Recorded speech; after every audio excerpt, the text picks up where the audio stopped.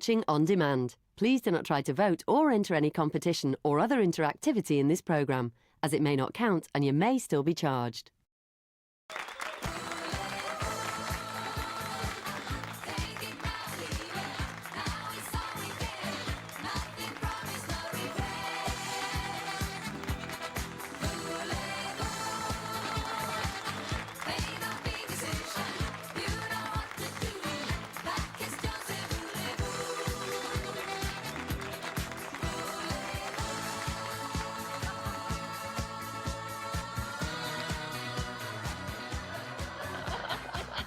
You couldn't resist it in the end. You couldn't resist it. Misery. The director was saying, go okay, go okay. He was going, ooh, ooh. I tell you what, I didn't know you could shake your hips like that anymore. I loved it. I know, to get a wee dislocation. Welcome to your final Loose Women of the Week with me, Kay Adams.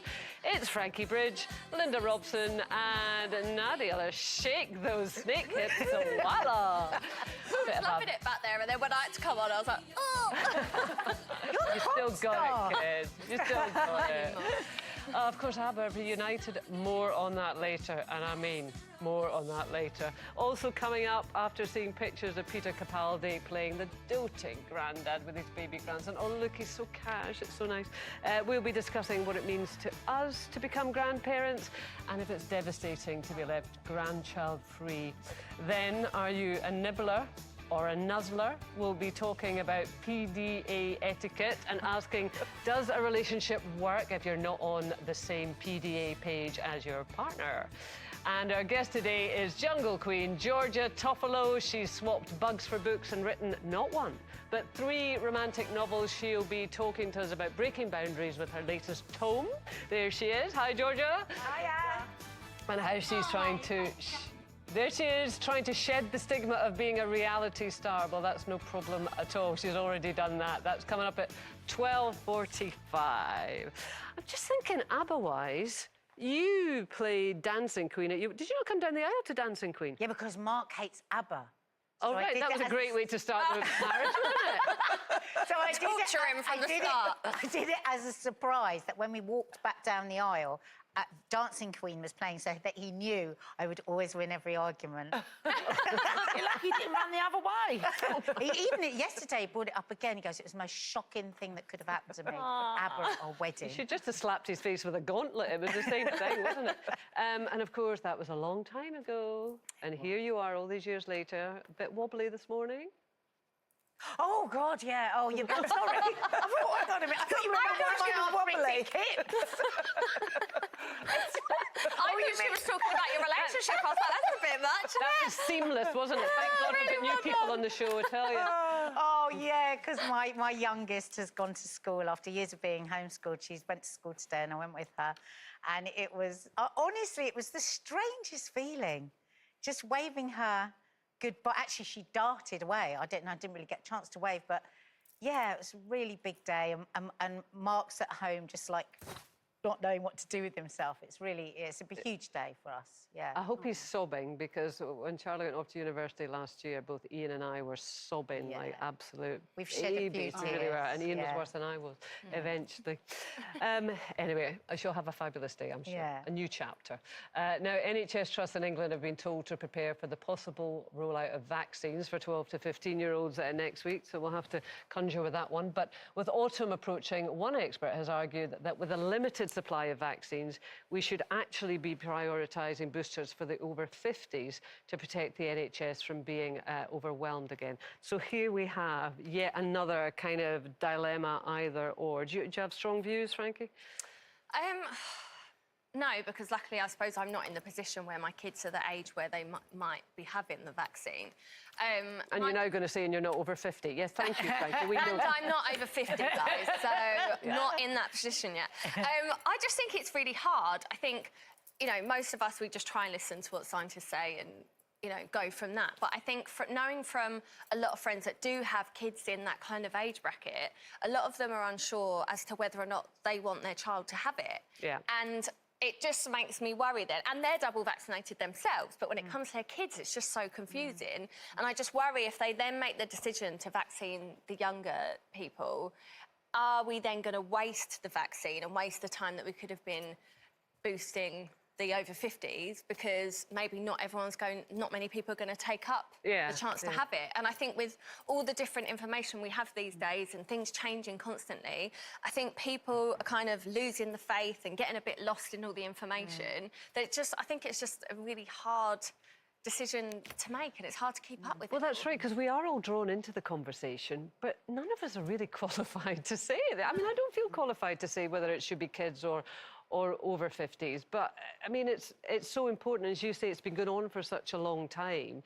I've got to be honest, I'm beginning to lose the plot a little bit, you know. I think the thing is, I have this sense that the government make decisions and then they change their mind, and then, you know, like a few weeks ago, we were fully prepared that we were all going to have boosters, anyone over 50 in September, but now... And actually, often that's because what the press are putting out there. So it feels like decisions keep being made and being changed, but actually we haven't had it straight from the horse's mouth. And the thing is, I do worry that when it feels like everything's changing, the people that are still wavering will feel even less confident about having it. But to be fair to the people making the decisions, it is a new virus. They've always said we don't know what's going to happen next.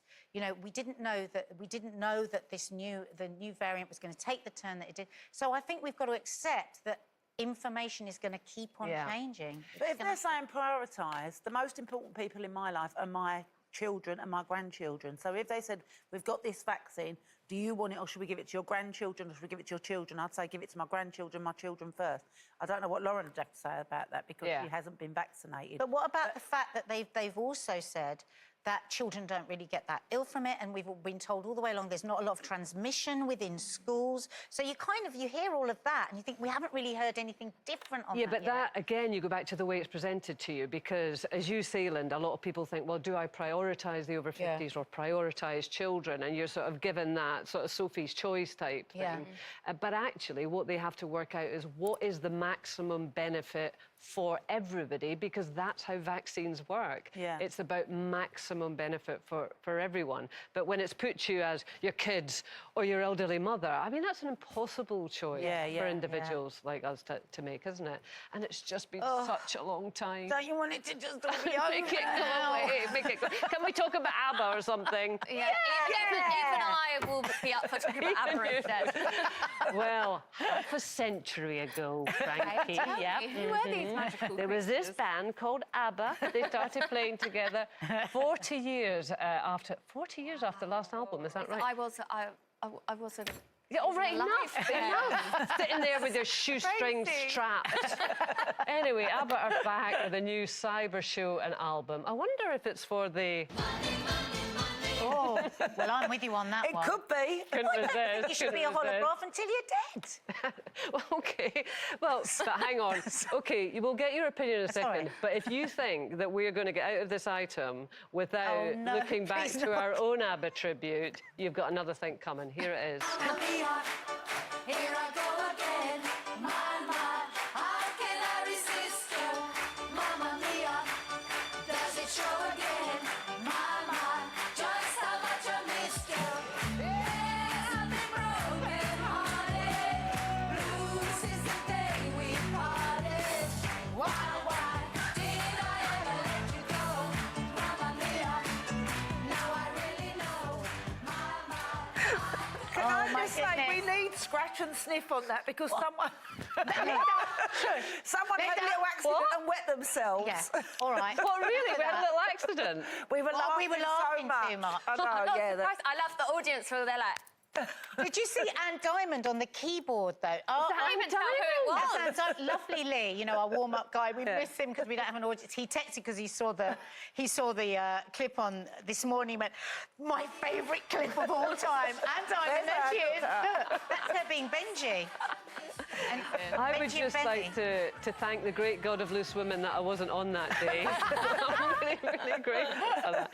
So do you think it's all about the money then, yeah? I feel a bit, because I'm a big ABBA fan, you know, I love an ABBA Girls' Night Out, but I just think it feels like a way to make a lot of money without leaving your house. Yeah. For me, a hologram is for when somebody's dead. Yeah. But, you know, is this just about not wanting to be seen as older. I don't know. I'm not comfortable. Well, yeah, I have to say, I'm on the same page as you. I think, for God's sake, you're supposed to be rock stars. Get out there and tour and do the work. Don't be sitting in your Swedish shed and pumping it out all over the place. Sorry, Abba fans, but that's the way. Well, you might as well just sit at home and watch television with them on there. But if you look at, say, the Rolling Stones, they're out there and they're still doing it. And, of course, they look very different from the way they did when they were in their prime. But is that different because they are a rock band, so you kind of imagine them to look a bit how they look? You don't mind them looking a bit rough. As opposed to look all shiny and brand new. Not that I'm not saying I agree with it, but they're quite different. I don't think you can compare. Yeah, but I mean, is it good for us to want to go back to always being in our prime? I mean, I think it's dangerous. I don't think you should look at yourself in the prime. The rest is you. No. My sister sent me a clip the other day. They're replaying my the EastEnders couple of years that I was in, and she sent me a clip, and I was like, oh my God, I was so gorgeous. Again, didn't know I was gorgeous, really messed up about it.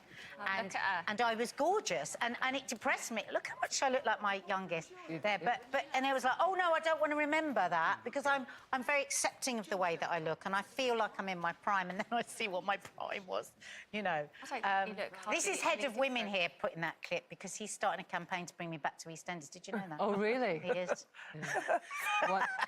But the thing is, all of us are getting on. Well, 3 of us are getting on. Yeah, well, she's getting on too. She's just getting on a bit more happens to slowly. me as But well, yeah, not as quick as we are. But I don't like coming into work sometimes looking terrible or whatever. Like, you look in the mirror, you think, oh, God, I've got to go on television now, live television, and I think I look 111 or whatever. Then we get here and then we only look like 97. But looking back, but do you think looking back can make you feel worse about how you look now? Yeah, as because well? when I look back at stuff that I did from when I was 10 years of age, I didn't think I was that good looking. I look at it now and think, actually, I was a bit of a babe. Yeah, and I feel regret because I missed it, because I was just too miserable about the way I looked. So, like, would you say that time in EastEnders was your prime, if you were to identify it? Well, I mean, I think I looked pretty good. I was like 36, 37 then. I looked gorgeous. So when was your prime, Linda? Maybe. I'd say probably maybe the first, second, third series of Birds was probably my I grew prime. up wanting or to maybe look even like Harvey Linda. Moon. I loved Linda and Harvey Moon and everything. Me and my sisters were obsessed with Linda. Yeah, we thought you looked American. She was like, did you've you? got an American face. Yeah, we talk about that all the time. Do you have a publicity photograph? And I'll tell you why I'm asking this. I always remember this woman I used to work with, and her publicity photograph, she never changed it. So it got to the stage she was 15 years older than the publicity photograph, and we would always kind of laugh about it and think, oh, she's pushing it a wee bit there. Now I am in the position that, you know, people will, say, you're going to be at this event, send us a photograph, and they'll say, would you like to update your profile? I go, no, it's fine. No, that's fine. That's going back to 2013. I'd say you look the best. You look amazing. You are a woman in your 50s that is absolutely blooming. You look better than prime. ever. Yeah, You no, really but all do. you're saying to me, girls, is I looked really rubbish No, back yeah. then. No, not yes, it at all. is. We are. Look, Yeah, no, we are. Linda's, look! Well, there's been an improvement, Kate, you've got to admit. Definitely an improvement. What do you mean, Frankie? I think you look better now. I know what they're In saying. your prime. I know what they're saying. Come on, let's quickly... I know we're running out of time. Let's have Linda's publicity photograph. Come on. This is just not me that's going to get this. That was me coming out of the jungle in 2012, and I've never looked so good because I hadn't eaten for 2 weeks. I lost 2 stone. It was a detox as well, so there was no wine, no food, no nothing. Yeah, so but I've Linda, never looked so good. 2012, are you still using that? Of course I am. That's my girl. They just get a shock when they see me. After the break, we're going to be talking to reality star turned writer Georgia Toffolo and asking her about the very special man in her life, her dog Monty.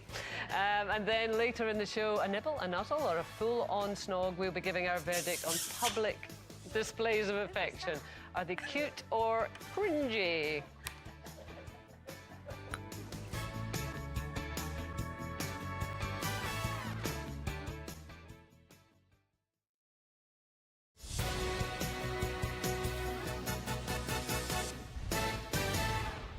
Good to see you again. Still to come as Doctor Who star Peter Capaldi is pictured embracing his granddad duties with his new baby grandson. We're asking, would you be disappointed if your kids decided not to have kids of their own, meaning that you could never be a grandparent? But first, it's competition time. We're all about making winners here at ITV, and our next big winner could be you. But you've got to be quick because lines are closing today on your chance to win our spectacular 2-part prize. It starts with £70,000 in tax-free cash. And because we really want you to get a break and not stress about that dreaded bill that comes in every month, we are paying your mortgage or rent for 2 whole years, up to the value of £30,000. That's a lot of spare money to add to that massive 70 grand. What would it feel like to win? So I was on the phone and screaming down the phone, yay! Never had a feeling like it before in my life. Just jumping and screaming all over the place. I've never won anything before. So if you want to be an ITV winner, then follow these details. For another chance to win, go to the website. Entries cost £2. Text WIN to 86060. Text costs £2 plus one standard network rate message. Call 09068 786060. Calls cost £2 plus your network access charge. Or post your name and phone number to DY31 PO Box 7558 Derby DE1 0NQ. Entrance must be 18 or over. Lines close today at 3 p.m. Good luck! Reality TV star Georgia Toffolo made the leap from dinner parties and Made in Chelsea to winning the I'm a Celebrity crown in 2017. Since then, she's established herself as a romance writer with 3 Mills and Boons novels, and she's here to tell us about her latest book. Hi there, Georgia. How are you? I'm really well, darling. Thanks for having me. Oh, good. Well, listen, it's lovely to meet you here, though I wish I was meeting you in Tahiti, which is, of course, the name of your 3rd book. See what I did there? Very good, darling. Don't we all wish we were there? Gosh. It's a good old-fashioned romance, and I want to know if you are a romantic, Georgia. I mean, how could I be a Mills and Boon author without being the biggest hopeless romantic? I think these books are the accumulation of all of my fantasies that I've ever had, all rolled into one. Oh, really? But you're very private these days. You know, obviously, in Made in Chelsea, we heard a lot more about your private life, but we don't get much anymore. I try. Do you know, it's a funny thing. Weirdly, I'm quite glad that you asked, because I started doing TV when I was quite young. I was 18. And obviously being on a show like Made in Chelsea, you give everything, and you must for it to work. And then, of course, I did The Jungle. There was just so much intrusion into sort of who I was dating. And I know it might be quite interesting to some people, which I'll never understand, but it is. And I just thought, to stay healthy in my mind, it's good to keep a little bit back. But that's why, because as I said, I am such a romantic person. My books are my outlet to shout from the rooftops that I love, not to be cringe, but without saying too much about my own personal bits.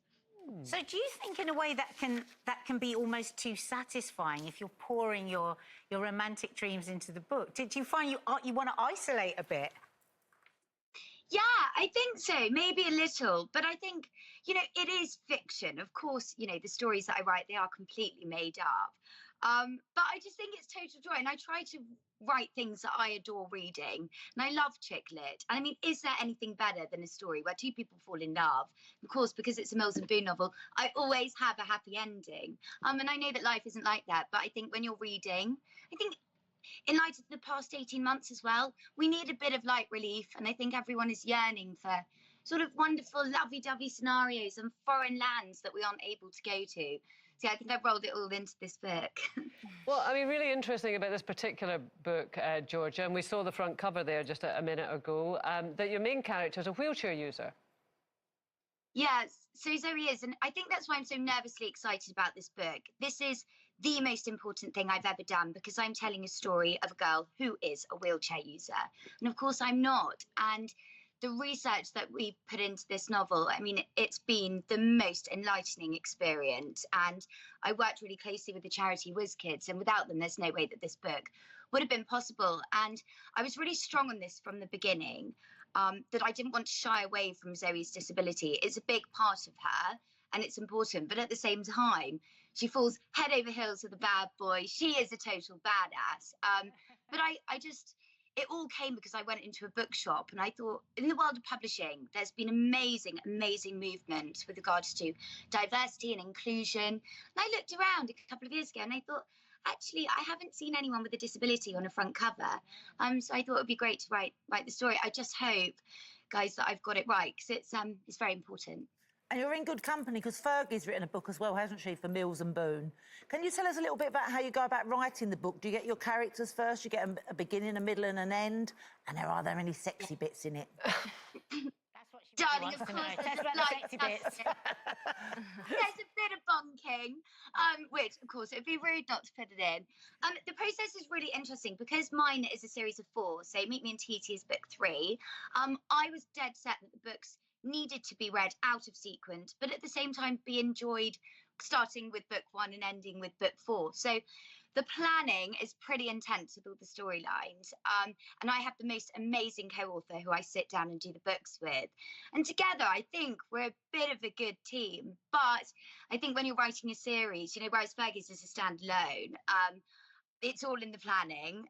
And I don't want to give too much away because obviously my next book is coming out in the spring and it's the big crescendo of all of my 4 girlies and their stories coming to an end. You said that in your books you obviously have some steamy moments. I know you have an audio book. I found talking about certain things while recording that really difficult. How do you find the steamy sections? Oh, darling, I so get it. I mean, it's completely mortifying. And I do all my audio books with this really kind of strapping, handsome young bloke. And you know when they're sat opposite you in the glass, and I'm thinking, I'm getting bright red, I'm getting all sweaty. I mean, there's one thing writing is see me sexy, but there's another thing saying it out loud to someone that you really don't know that well. I mean, it is so awkward, but it's got to be done, right? I just think I write these really strong female characters that are completely in control of, you know, their own narratives and their own sexuality. So I have to really man up and say it. Come on, we're liberal. It's 2021. Not wrong with a bit of sex. Georgia, sadly, we are out of time, but I can't end without showing everyone a picture of the man in your life at the moment. Monty, I believe. There we go. Yes. So lovely. Your constant Love him so companion. much. Oh, look at Georgia. I can see that is absolutely true love, and I know that Monty's got you through the old lockdown scenario, which I think a lot of us would absolutely relate to. It's been lovely to speak to you as ever, and the new book is Meet Me in Tahiti. Thanks very much, Georgia. Bye, Georgia. Bye. After the break, we're going to be talking about the pain of knowing that you'll never have grandkids, and Nadia will be trying the latest fashion trend to hit the high street, the trouser. We'll see you after this. The trouser.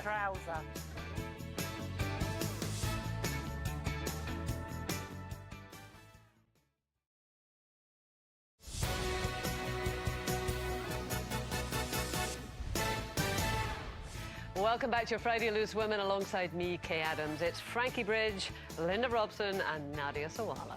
Coming up, would you intervene on a stranger's date if you felt there was red flags? And is it easier to be honest with a stranger than with your friends and family when it comes to concerns over their partners? And are you a fan of the nipple? Oh, as demonstrated here by Liz, Harley and Shane. Well, it looks like a medical procedure. Oh, my goodness. I don't know. I think it's so intimate. We're going to be talking about public displays of affection and asking whether you should always be on the same passion page as your partner. No, but first, I don't know if you've heard about this, girls. This is the latest. Did you yawn there? Did you? She was trying to hide it. I wasn't on camera. We're boring you. We're not sorry, Frankie. Sorry if we're boring. It's your chat, all right? Well, listen, this will distract you. This will distract you. The latest fashion fact. Now, they are called... Stop it, Linda. It's contagious. No, stop it. I've got another one brewing as well. Only a Scottish person can pronounce this properly. Trousers. Oh, wonderful. Trousers. Trousers. Thong. Oh. Look, thong trousers. Trousers, they are When apparently you sit a down, thing. they won't even be on. No, I'm not. attached. They'll be It's down already your attached. thighs. Your trousers are down your thighs. The thong is attached to Yeah. the trousers. Yeah. No, I know, but then when you sit down, there's going to be some, like... Yeah. Now, of course, Overspill. one of us here was desperate to try this. Well, they've been desperate. The producers have been trying to get a pair, and so they begged me, could me and Linda make our own? Right, go So on. Linda always Of has a course spare you're pair of obliged. thongs Yeah. in her handbag. Extra large. So here we go, girls. This is the trousers. This is the trousers. Go on, girl. So this is the look. What's that on your bum? Huh? What's that on your bum? Watch HRT, love. Oh my God, I thought it Wear was it the sticky proud. bit from the thong. Like, to come out. I thought... You thought it was a couple thing? Oh, my Lord. The kids have gone back to school. Oh. This is what's to come for you, darling, in about 10 I years. can't wait. I mean, if my bum looks like that, I will be happy with that. Yeah, Well, I'm yeah, you've got a nice Kardashian bum. Oh, So wait- I tell you what, I've not worn a thong for years. I always wore a thong, but now I think it's an age thing as well. I can't like concentrate if I've got a thong because I'm aware Because all it's the cutting you time in half. that somebody's. I feel like I'm just being run But around. I have to, because it's meant to be there. If you're wearing another pair of knickers and it's going up there, it's annoying, isn't it? Because they're not supposed to be in there. Oh, but what- with a thong, that's where it lives. Right. Oh. I think No. there must be the most uncomfortable things ever. Have you Did you never ever worn wear a them? thong? Oh, when when you you were cut young. the cheese with that wire. That's Yeah. what it reminds me of. I don't know. I think. Well, no, actually. You've always had a VPL. Yeah, I'm going to put that thought back. Oh, Yeah, me my too. knicker game is Terrible not good, is VPL. it? It's really, Really? not good. Oh, Oh, no, you terrible. can't be having that. No, I'm sorry about that. Here's another fashion trend. See what you think of this one. Here we go. Swimsuits with sleeves. Have you noticed, actually, over the summer when you get seeing lots of pictures of people? Yeah, I have actually. I saw Amanda Holden, actually, had a lovely one. Swimsuits with sleeves, what do you think? I think they might get a look really suntan. lovely. You want a nice tan on your arms. You ain't going to get one with one of those, are you? No, but you would be safe. I reckon most of them are like UV safe. Sun no? protection, yeah. You don't need them, do you? Because you ain't got no bingo wings. No, yeah. She's I mean, so very many angry people- about my bingo wings. I mean, so many people hate their arms, don't they? I spent my whole adult life, well, from a teen, I hate my arms, I hate my arms, I hate my arms. And so I think I would have absolutely jumped on that. But now I've got proper dinner lady arms. I shouldn't really say dinner, sorry, dinner ladies, but you know what I mean. Yeah, yeah. And, but now I don't care. I just want my arms out. Right, So so that you wouldn't actually wear that? frightens me that now, whereas before I would have loved it. I I would have think loved you a can full really suit. compare the trousers. Trousers. Trousers. Yeah. And that. No, I So don't very think different. so. No, I like to get my arms out. I don't care. Now, actor Peter Capaldi, who I think is the same age as us, actually. Well, you're a bit Why are older you than me now, obsessed aren't you? with things I know like- she is. Shut So up. annoying. Anyway, he's been pictured embracing his granddad duties. He's out, look, there he is, Oh, out that's with so a coffee, cute. looking after the, well, sort of looking after the baby grandson. But with many Gen Z kids now saying that they're never going to have kids because of their worries about climate change, how would you react if you found out you would never be a grandparent? And actually, we had a really good comment on that I'll read in just a tick. But I mean, Linda, I would imagine that would be devastating That for would you. be the end of my life if I didn't have grandchildren. They're the most important people in my life. And I'm just sad that I've only got 2 because I want lots more. And Lauren promised me that during lockdown she was going to try for another one. And then after lockdown she said she'd had enough of the 2 girls and she weren't going to try for another one. But I'm still living in hope that she will. And obviously Louis and Bobby, I'd love Bobby to have a little baby now. She's been with her partner for about 7 years and they're just about to move in together. And they've got 2 bedrooms. So there's Right. a bedroom already for the, No pressure for the there, no. baby. She's So, planned it Bobby, already. Are you one of those mums that's constantly saying about it? as Oh, well? I'd do anything to get a grandchild, honestly. I really, really would. They're the most important people. So in at my life. what lovely. point did you realise they were the most important thing in your life? From the minute Lila was born, like, my kids came second to Really? everyone. Yeah, yeah. A lot of I grandparents say to my say that, kids though. all the time, like, you've had your time, it's my grandchildren's time now. They're the most important people to me, and I love every minute that I'm with them. I can't get enough of them, honestly. Wow. But I by really being can't. like that, you're helping your child, aren't you? I am, yeah, and they have the best time with me So because, lovely. like, it's Nanny's house, Nanny's rules. Yeah. So if they want a little drop of Coca-Cola, they can have it. Don't tell Mummy. You Naughty must tell her Nanny, everything Linda. else, but don't tell her what Nanny and we It's your do way of being together. naughty. Yeah, I Is like that being thing, naughty. though? I think, though, like, I think the minute you find out you're pregnant, you do just naturally imagine what your life and what your child's life is going to be like. And I think for years we've always, you know, kind of been sold that you get married, you have a baby, and then they get married, have a baby, and then they have grandchildren, and then you become a grandparent. And obviously, lots way of of that's things. changed now. Yeah, everyone thinks very differently, but you can't help when you, from the minute you're pregnant, of imagining that. Yeah. So I assume that I will be a grandparent. Yeah. But whether or not I will be, I don't know. But I'm also a bit like, will I be a good grandparent? Will I be like a Linda grandparent, where Is she a they're good my grandparent, life? do you think? Oh, I mean, they're everything. I mean, other than Coke, obviously. Coca-Cola. A little drop now and again, just to celebrate. But I think, like, I'd be like, oh, no, would I be one of those ones that's like, well, I've done my bit, I've had my kids, now it's my time to party. Yeah, well, I think if you worry about it, then you're going to be a good grandparent because obviously it matters to you. But, I mean, it doesn't work out that way for everyone. I mean, I know I probably assume it, but then why should I assume it? I mean, my girls might not want to, they might not be able to, you know, and obviously with climate change, I know you feel really strongly about this, Nadia, or certainly your kids do. You'll be interested in this comment from Michelle. She says, I've got 4 sons and my sister's got a daughter and a son, so they're all between 20 and 40. Not one of them want children. Oh, no. They've said that they don't want to bring kids into this world. So sadly, after our children, that will be the end of our family. See, it would be quite sad. I know. Maddie came, because Maddie had always said she didn't want children. And over the last year, she's been saying she, you know, year before, she started saying, oh, I think I would. So I was like excited, or maybe she will have kids and I'll get to be a grandmother, all of that.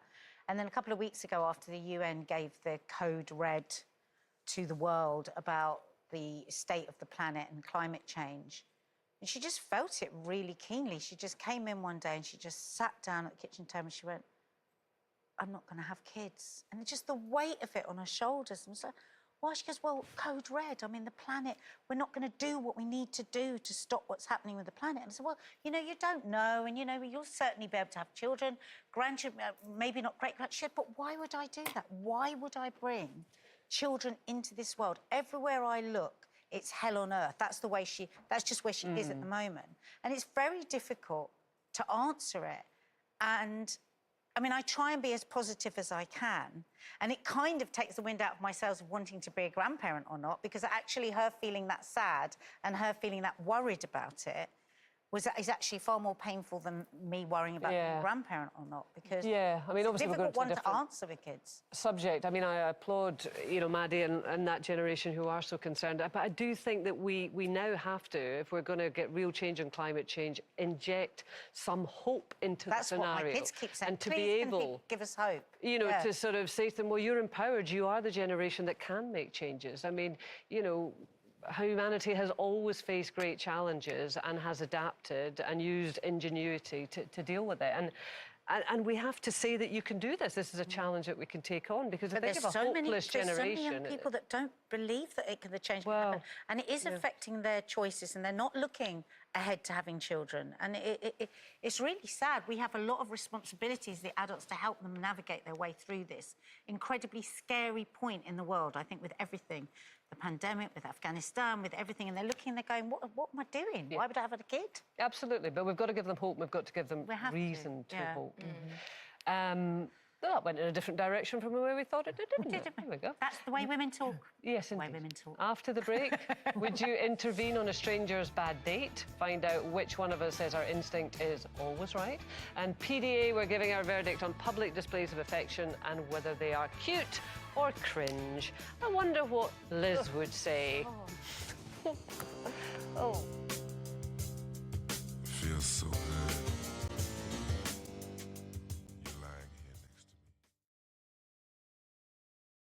Next week, we've a lineup to look forward to. Musical legend Chris de Burgh, the hilarious Mo Gilligan, Didn't He Do Well? Lady Wilnelia Forsyth remembers Bruce. The award-winning EastEnders star Tamsin Outhwaite, drama queen in the Dales Isabel Hodgins, and celebrating the 40th anniversary of Only Fools and Horses, Sue Holderness. All that and the NTAs. Next week on Loose Women.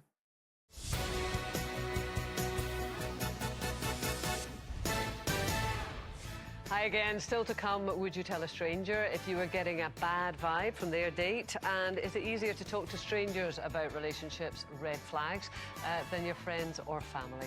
But it's competition time again, and we could be paying your rent or mortgage for 2 years. You've got to be quick because lines are closing today. Natalie Anderson's got the details. Now, if you've been waiting all year for a competition with a really big prize, then listen up, the wait is over. We will be covering your rent or mortgage for 2 years. Yes, you heard me right, 2 whole years, up to the value of £30,000. We're also throwing in a massive £70,000 in tax-free cash. What would it feel like to win? Well, here's some words from our previous ITV winners. I was absolutely amazed. I couldn't believe it. When I won the competition, I felt blessed, and that lasted me a long time. I just felt really blessed about winning. It takes just one entry for you to potentially become an ITV winner. You could win this incredible 2-part prize, but you've got to be quick because lines are closing today. For another chance to win, go to the website. Entries cost £2. Text WIN to 86060. Text cost £2 plus one standard network rate message. Call 09068 786060. Calls cost £2 plus your network access charge. Or post your name and phone number to DY31 PO Box 7558 Derby DE1 0NQ. Entrants must be 18 or over. Lines close today at 3 p.m. Good luck. Now, it's always nice to see people happily in love, but when it comes to a show of affection, how much is too much in public?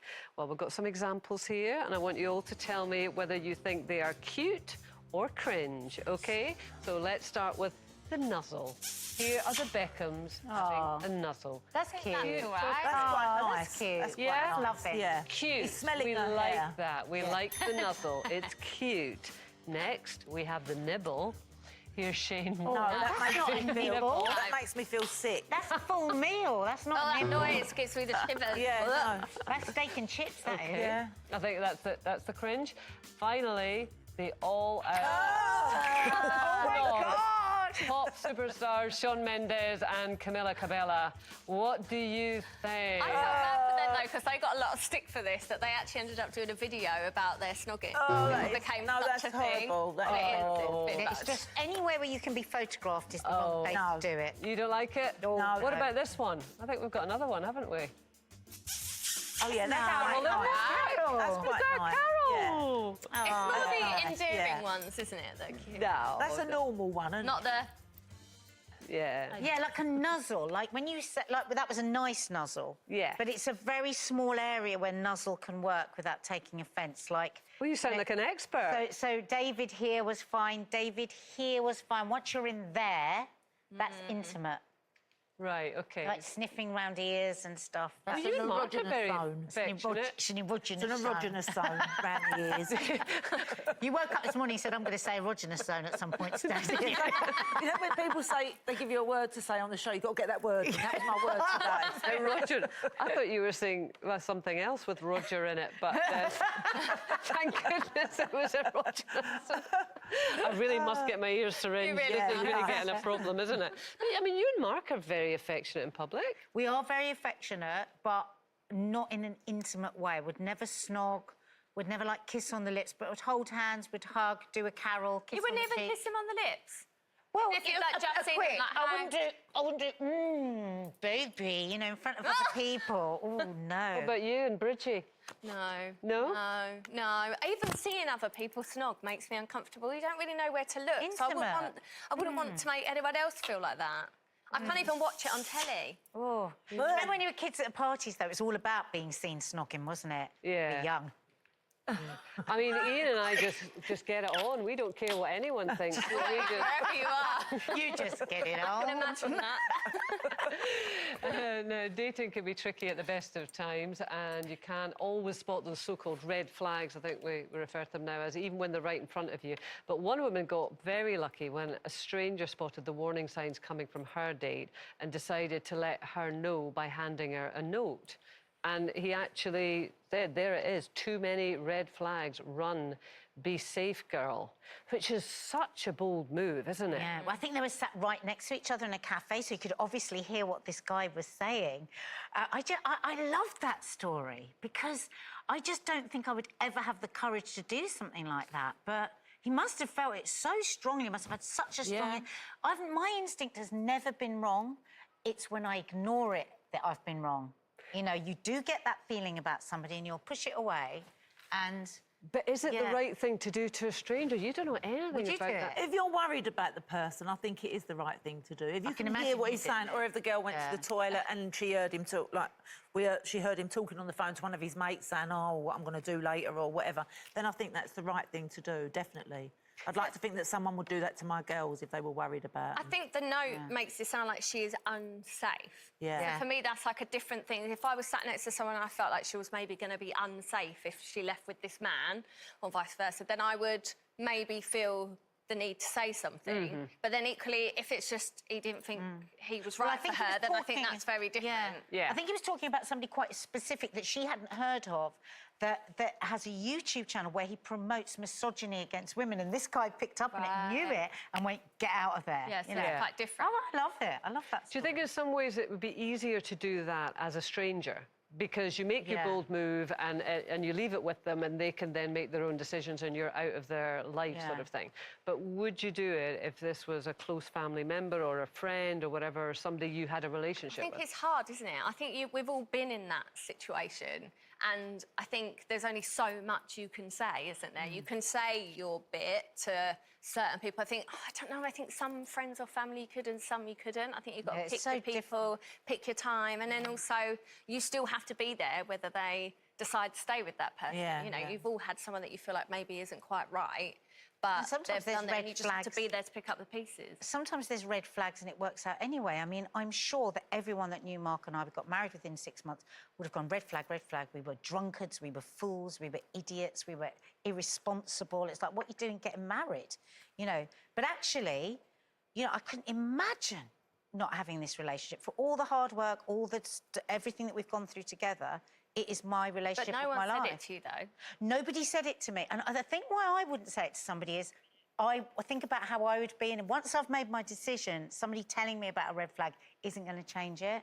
So that's why I think I wouldn't tell. That's what I think, even with a stranger, if someone said it to you, are you even going to listen? Yeah, but I think the distinction that you make is really important. It's the difference. I mean, you might not like a friend's partner. You might say, "I'll give that 2 years," or whatever. You can think in your own head. Would it be wise to say that? If you thought that their safety was at risk, then that's a whole different scenario. Clearly, if you thought there was real reason to think there would be abuse, then that's a different situation. It's very difficult, though, isn't it? Because when people are on the trajectory, it's very hard to get them off. You know, once somebody's made the decision that they like somebody. So. Was that your word of the day? It was. Did you notice, Linda? What was your word of the day? Trajectory. Trajectory. All right. I So we've I had haven't got one. erogenous, we've had trajectory, and hey, Frankie's still awake after an hour, so that's really fabulous. You did good. I've said it again. Why am I on the show with her again? You love it. Shut up. That's it from us this week. We'll be back next week with more brilliant guests, including Chris de Burgh, Mo Gilligan and Lady Winelia Forsyth. We will see you then. Have a wonderful weekend. I hope the sun shines wherever you are.